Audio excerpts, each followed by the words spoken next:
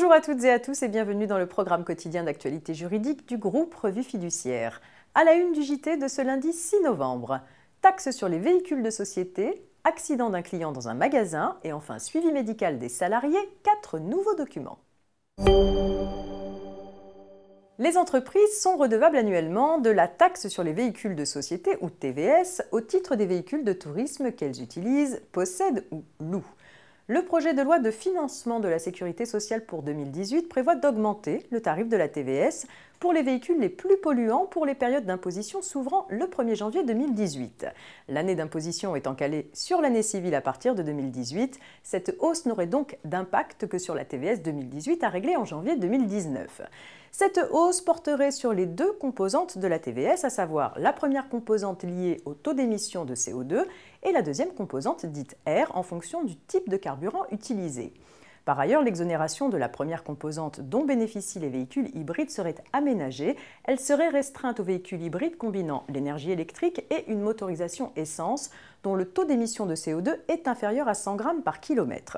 L'exonération serait accordée pendant 12 trimestres au lieu de 8 actuellement et serait définitive pour les véhicules dont le taux d'émission de CO2 est inférieur à 60 grammes par kilomètre.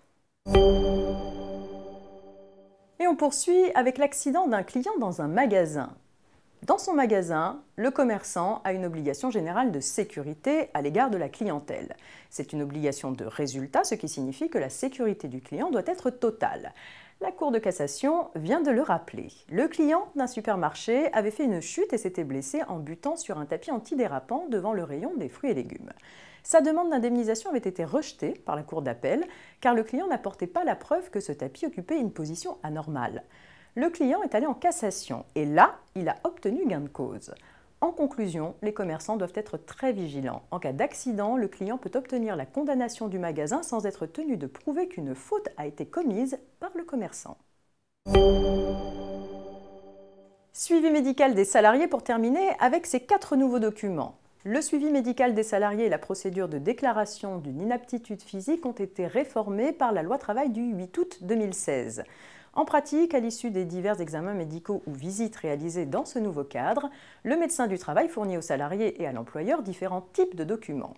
Pour parachever cette réforme depuis le 1er novembre 2017, il existe 4 nouveaux modèles de documents.